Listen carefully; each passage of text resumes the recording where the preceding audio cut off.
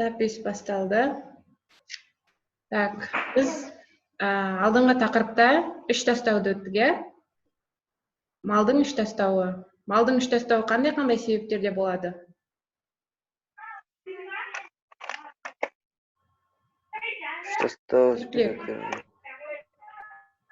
Боғаздық мезгілінен бұрын ерте туу. Сосын.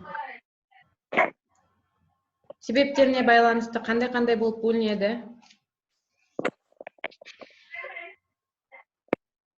Толық аборт, жартылай аборт, үйреншікті аборт дегендері қалай түсінесіздер? Толық аборт, жартылай аборт, үйреншікті аборт дегенді.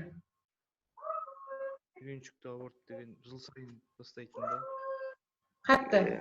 Дауыстарыңыз естілмей жатыр. Дауысым шықпай жатыр. Толық аборт дегеніміз, яғни іштегі төлдің қалуы, иә? Жартылай аборт дегеніміз, мысалға, көп төлдейтін жартылай болу. Жануарлар болады ғой, иә? Сондағы бір немесе екі төлінің түсіп қалуы, иә? Үйреншікті аборт дегенді қалай түсіндірдім? Мысалы, ит пен мысықтағы. Иә, дұрыс айтасыз. Үйреншікті аборт дегеніміз?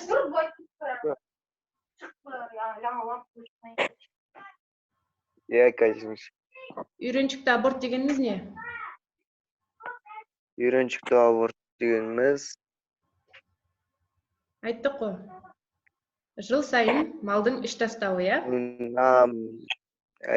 Түріне қарай үш тастау екіге бөлінеді, біреуі жұқпайтын, біреуі жұқпалы. Жұқпайтын дегеніміз не? Жұқпайтын дегеніміз, ол жұқпайтын, мысалы. Берілмейтін баталады. Ал? Алмайды.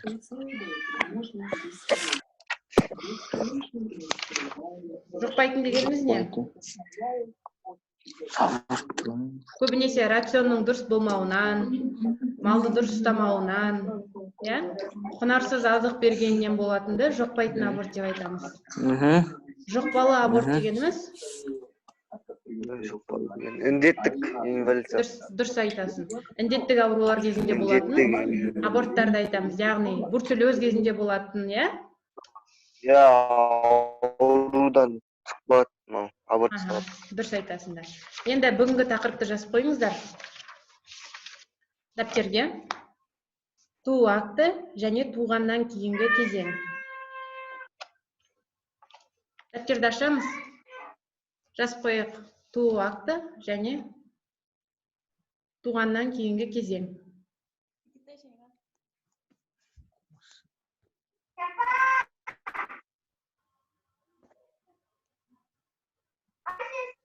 Жаздыңыздар ма? Жаздың ба? Жаздым.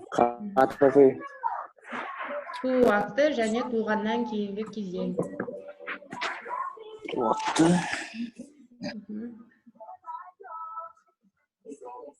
Платонскқа кірсеңіздер, Платонста тұр лекциялар. Бағана WhatsApp-қа да жіберіп қойдым группаға.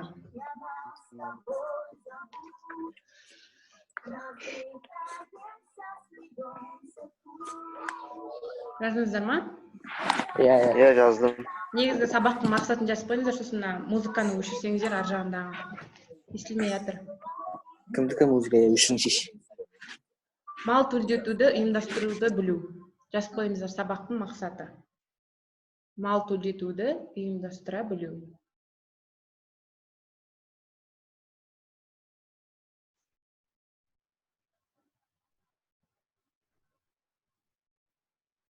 Жаздыңыздар ма?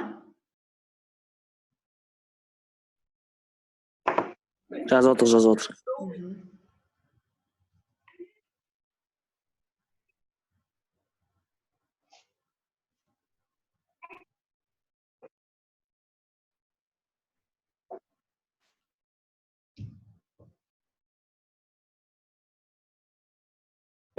Жазып болыңыздар ма? Енді сабақ бастайды. Ең бірінші біз төлдетудегі басты мақсатымыз, сіздерге айттық, экономикалық пайда келтіру шаруашылыққа, малдың басын көбейту. Асылдандыру. Асылдандыру, дұрыс айтасыз. Ең бірінші біз малды төлдеткен кезде, ең бірінші біз қора-жайдың дұрыс болуына, жем-шөптің дұрыс берілуіне және дәрі-дәрмектердің болуына, аспаптардың болуына көңіл аударуымыз қажет. Сонда ғана біз, оларға көңіл аударсақ қана біз манағы төлдейтін төлді және де ондан алынатын өнімдерді аман-есен сақтап қаламыз. Негізінен ең бірінші төлдейтін төлдің біз қорасынан бастап, тұратын жері қора ғой енді малдың, содан бастап көңіл аударуымыз керек. Яғни бірінші сиырды алатын болсақ, сиыр бұзаулайтын қораның жалпы аналық бастың 10%-на жететіндей есеппен алыну керек. Қораның өлшем бірлігі. Түсінікті ғой, иә? Ол жерде ең бірінші іші жылы болу керек қораның, құрғақ болу керек, жарық болу керек, едені тақтайдан жасалу керек. Қораның қасында өтпе жел тимейтіндей малды серуенге шығарып тұратындай ашық алаң болу керек қораның жанында. Түсініп отырық па? Бірінші малдың ұсталынатын жерін айтып отырық. Ашық алаң болу керек. Және де сол қораның ішінде, тақтай дейді ғой сол. Сонда тақтай төсейді дейдіңіз ғой. Сонда одан шыққан не көреді? Сол боқтар, седеге сонда қалай кетеді? Дұрыс айтасыз, иә, шаруашылықта енді бұл мал тұратын орын емес қой тек қана, бұл мал төлдейтін орын. Төлдейтін орындағы туалет апай? Иә, төлдейтін орын бөлек, мал тұратын орын бөлек болады. Төлдейтін орында тек қана малды 15 күн бұрын алып келеді. Сол аралықта қораның ішін, сіз дұрыс айтып тұрсыз, егер де шаруашылықтарына көріп жүрген шығарсыздар, 600-500 мал тұратын қораларда арнайы айтып жатсыз ғой, нәжіс жиналатын жері бар, олардың бәрі дұрыс, иә? Ал бұл төлдейтін орын болғандықтан кейін адам өзі сол жердегі шаруа қожалықта жұмыс жасап жүрген адамдардың өздері жинап алады ол жердегі тақтайдың үстіндегі нәжісті. Түсінікті ғой? Сол қораның ішінде арнайы төлдеген бұзауларды орналастыратын секциялар болу керек. Яғни кішкентай үйшіктер. Үйшіктерді қораның ішіне емес, сонымен қатар сыртына да орналастырсаңыздар болады.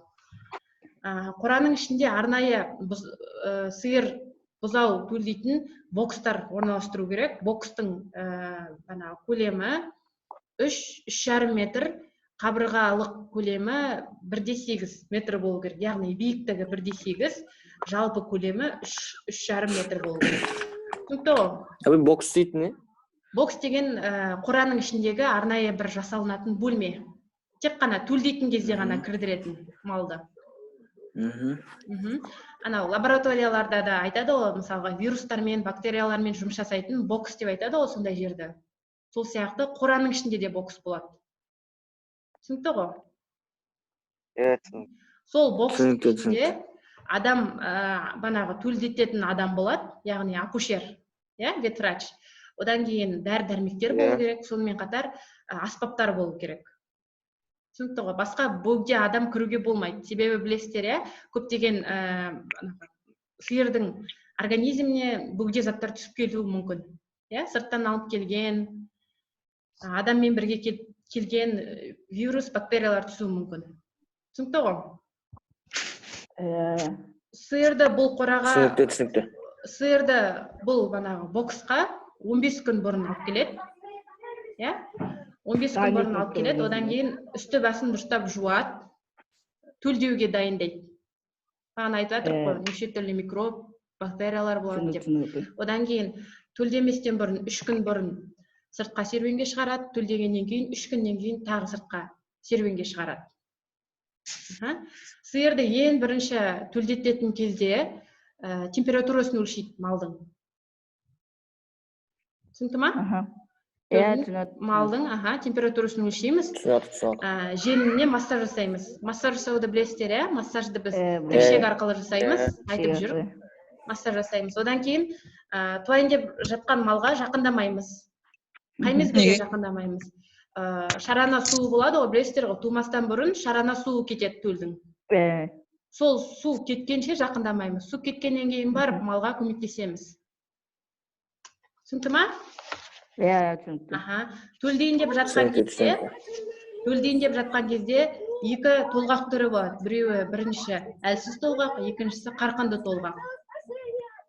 Студенттер, толғақ дегеніміз не? Қалай ойлайсыздар? Малдың келуі ғой ошо. Дұрыс айтасыз. Төлдің Жақындаған уақытта. Бертін уақытында тууы. енді қараңыздар, әлсіз толғақ деп жатыр ғой, әлсіз толғақ дегеніміз негізінен туу кезінде төлді шығаруға күші жетпейтінді айтамыз. Сиырдың өзінің күші жетпеуді айтамыз. Ол неден пайда болады бізде? Ол бізде малдың дұрыс жем-шөп Әлсіздіктен бар қабылдамауынан, малдың арық болуынан. дұрыс серуенге шықпауынан, тамақтануынан, дұрыс айтасыз. Құнарсыз азық жеуінен пайда болады, иә? Одан кейін тағы бізде бір жағдай бар, банағы малдың өздеріңіз көрген боларсыз, төлдің артымен келуі. Баспен емес, артпен келуінен пайда болады. Және де мен сіздерге айттым ғой, физиологиялық жетілу, жыныстық жетілу деген бар. Жыныстық жетілген кезде малдың банағы төл шығатын жолының бәрі ашылады дедік, иә, орындары. Төл шығу ашылады дедік, иә. Сол жерлері ашылмаса да әлсіз толғақ болады. Бірінші қарқынды толғақ болып келе жатырады да, сосын мал енді өздігінен төлдей алмағаннан кейін осы әлсіз толғаққа ұшырайды. Бұнда біз қандай Физикалық жағынан дамып кеткен малдар бар ғой көрінесі. Әлсіз толғақты қалай жоямыз біз? Қалай ойлайсыздар? Дұрыс тамақтандыру. Иә, дұрыс тамақтандыру, дұрыс айтасыз. Дұрыс айтасыз. Ең бірінші ол тік ішекке қол салу арқылы массаж жасау. Массаж. Иә. Сосын малдың тонусын жиырылтатын дәрілер дедік, иә? Окситоцин, эстрофан дейтін, синустрол деген дәрілер бар. Соларды терасына эстрогенді ірі қара болатын болса, терасына 2 мл егеміз. Түсінікті ғой, сол бойда егесіздер өздеріңіз. Егер әлсіз толғақ болып, мал төлдей алмай жатырса. Түсінікті ма? Түсіндік. Синустролды 8 или 10 мл егесіздер. Түсінікті ғой? Онға жерге егеміз. Терасына егесіздер. Терасына, мойынға. Терасына жібересіздер. Енді қарқынды толғақ. Қарқынды толғақ дегеніміз, банағы малдың жиі толғақ ұстауы, бірақ төл шығара алмауы. Ол да банағы малдың теріс жағымен келуінен және де төл шығатын орындардың, жолдардың банағы тар болуынан пайда болатын ауру. Қарқынды толғақ кезінде не істейміз? Қалай ойлайсыздар?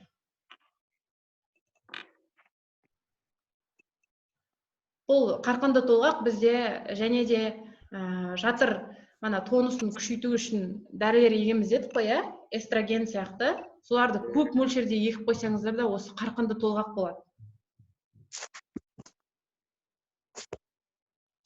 Бұл кезде біз малды өздеріңіз шаруашылықтарда көрген боларсыздар, малдың артқы аяғын жоғары қарай көтеріп жүргіземіз. Яғни арт жағын жоғары қарай көтеріп қоямыз кішкене. Сосын ішін басып, қолымызды салып, тікшекке дұрыстап қолымызды дезинфекция жасап, қолымызды салып, малды суырып аламыз. Түсінікті ғой? Түсінікті.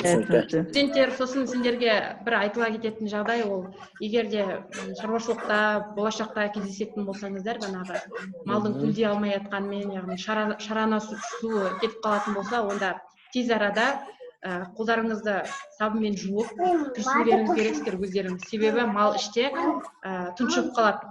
Естіген шығарсыздар, тұншығу дегенді. Су кеткеннен кейін мал уже тұншығып қалады. Сондықтан дереу іске кірісу керек. Түсінікті ғой? Не істеу керек сонда? Қолдарыңызды дұрыстап сабындап жуып, перчатка киіп. Сабынмен жуып.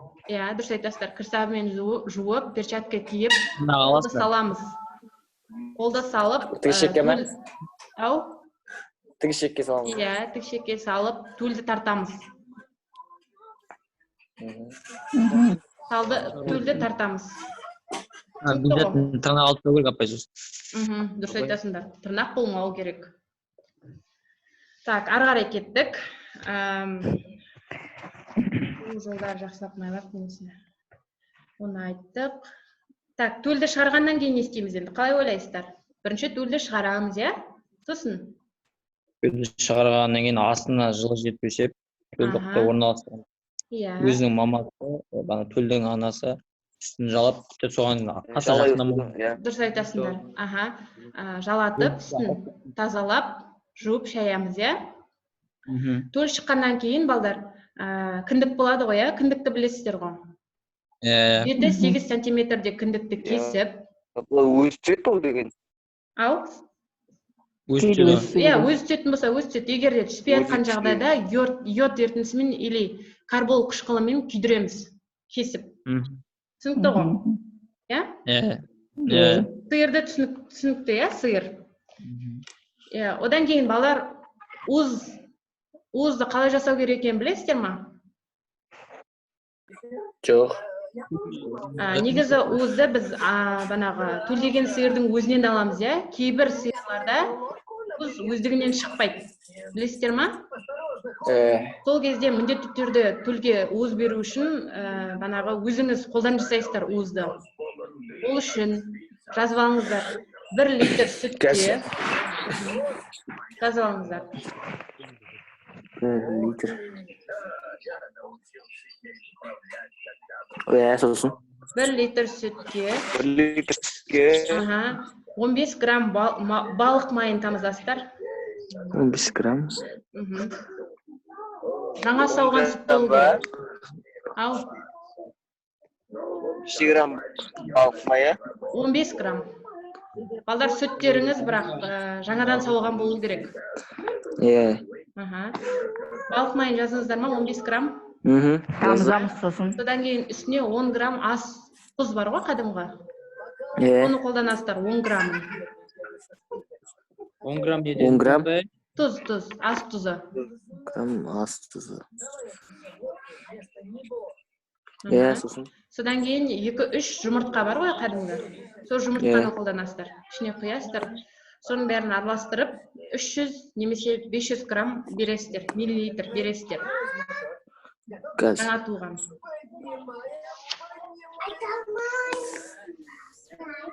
Араластырып береміз, ә? Иә, араластырып 300 немесе 500 миллилитр бересіздер. Ана сүттің ішіндегі белоктар обязательно неде болу керек қой да, нормада. Иә, нормада беру керек, дұрыс айтасыздар. Мысалы төлді алмай қалатыннан не істеуге болады? Ау? Төлді алмай қалады ғой. Төлді алмай қалған кезде осы уызды бересіздер деймін. Бірінші ма? Бірінші емес, екінші сөйлесіне. Апай. Ау. Өзім бұтып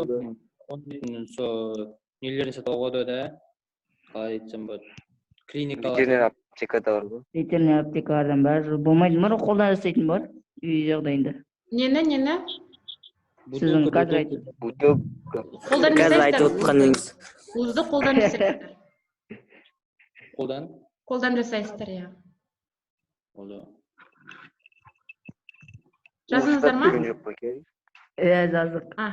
Енді ары қарай кеттік. Енді біз сиырды бітірдік, енді қой шаруашылығына көшейік. Қой қай мезгілдерде төлдейді? Айтыңыздаршы. Майда, жазда төлейді, жазда сосын күзде бір төлейді. Бір жылда 2 рет төлейді. 6 айда 2 рет. Күзде сосын 12 айда. күзде. Көбінесе осындай мезгілдерде төлдемей ма қой деген, иә? Осындай мезгіл, қыстың соңғы айында, февральдың соңында, я болмаса, дұрыс айтасыздар, я болмаса банағы наурыздың басында, көктемнің басында төлейді.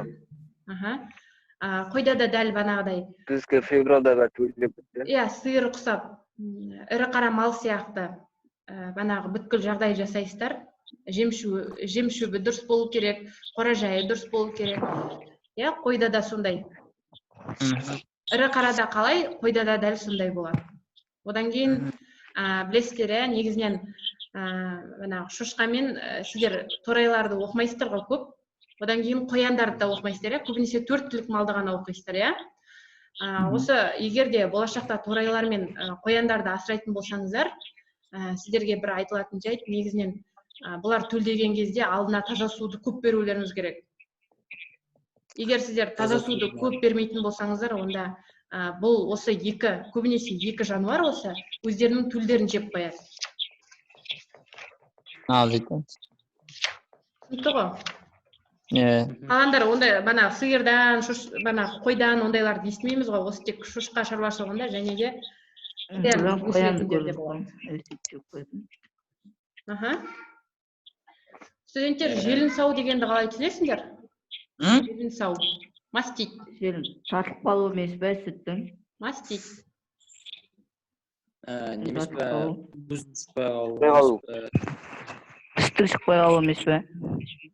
Желінің қабынуы. Қай мезгілдерде пайда болады? Ол көбінесе төлді босанғаннан кейін пайда болуы мүмкін. Дұрыс айтасың.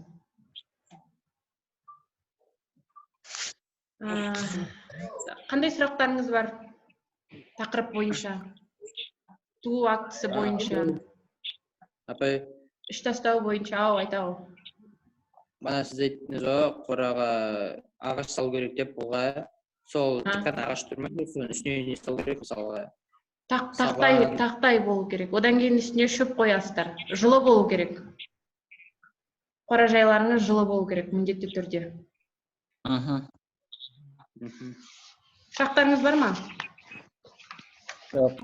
Түсінік. Іш тастау бойынша кішкене айтыңыздар. Ыдырап сіңіп кету деген не іш тастаудың?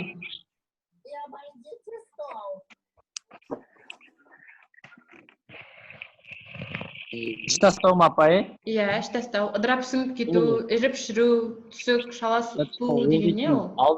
Малдың өзінің күтінбеген және адамдардың да дұрыс құраман, астынан талқын өтуі, тізесінен талқын өтуі. Дұрыс айтасыңдар, иә? Сосын, енді айтып жатыр ғой, ыдырап сіңіп кету деген бар. Не үшін оларды айтып айтамыз, неге бөлеміз? Өлі туы мүмкін ғой ішінде зат. Сосын айттық, иә? Бір нәрсе жетіспеуінен.